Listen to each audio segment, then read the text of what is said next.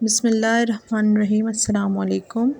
آج پڑھیں گے سورہ بقرہ آیت نمبر 21 سے لے کے 40 تک۔ اے لوگو، اپنے اس رب کی عبادت کرو جس نے تمہیں اور تم سے پہلے کے لوگوں کو پیدا کیا، یہی تمہارا بچاؤ ہے۔ جس نے تمہارے لیے زمین کو فرش اور آسمان کو چھت بنایا، اور آسمان سے پانی اتار کر اس سے پھل پیدا کر کے تمہیں روزی دی۔ خبردار، باوجود جاننے کے اللہ کے شریک مقرر نہ کرو۔ ہم نے جو کچھ اپنے بندے پر اتارا ہے، اس میں اگر تمہیں شک ہو اور تم سچے ہو تو اس جیسی ایک صورت تو بنا لاؤ۔ تمہیں اختیار ہے کہ اللہ تعالیٰ کے سوا اپنے مددگاروں کو بھی بلا لو۔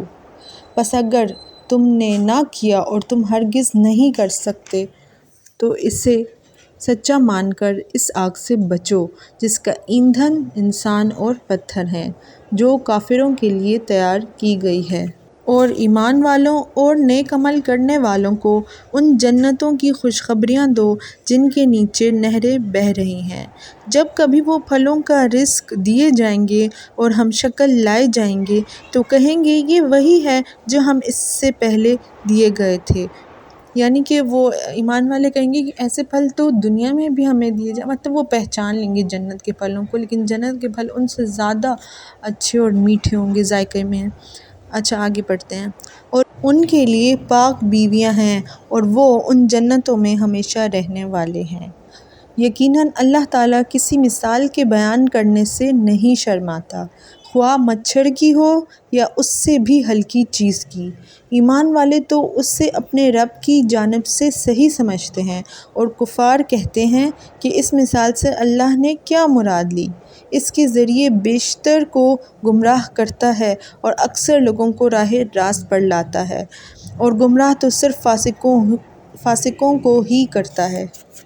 جو لوگ اللہ تعالیٰ کے مضبوط عہد کو توڑ دیتے ہیں اور اللہ تعالیٰ نے جن چیزوں کے جوڑنے کا حکم دیا ہے انہیں کاٹتے اور زمین میں فساد پھیلاتے ہیں، یہی لوگ نقصان اٹھانے والے ہیں۔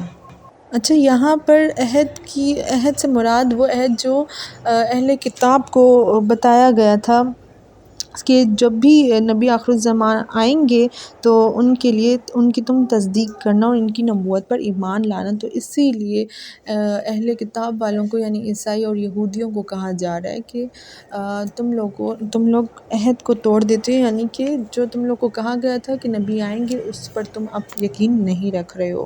اچھا اب آگے بڑھتے ہیں۔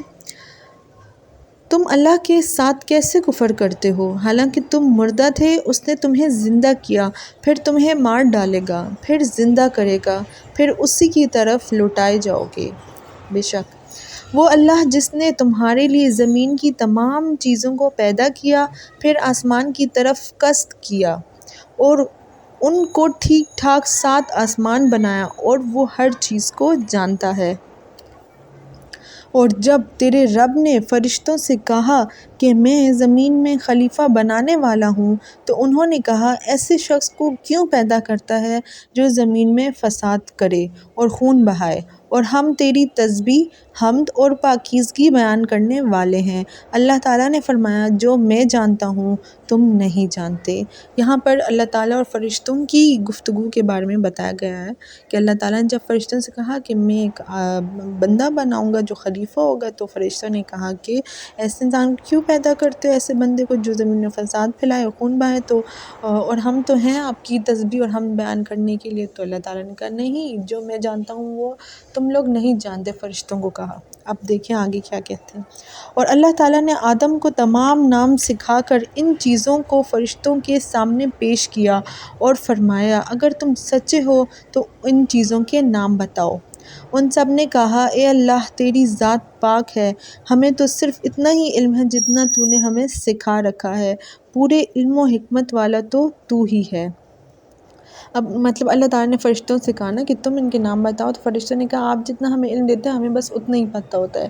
اور آدم علیہ السلام کو اللہ تعالیٰ نے نام سکھائے، تو اب اللہ تعالیٰ آدم علیہ السلام سے مخاطب ہو رہے ہیں۔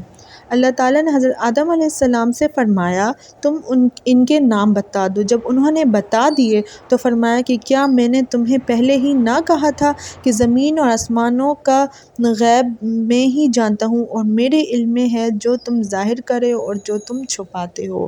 اور جب ہم نے فرشتوں سے کہا کہ آدم کو سجدہ کرو تو ابلیس کے سوا سب نے سجدہ کیا، اس نے انکار کیا۔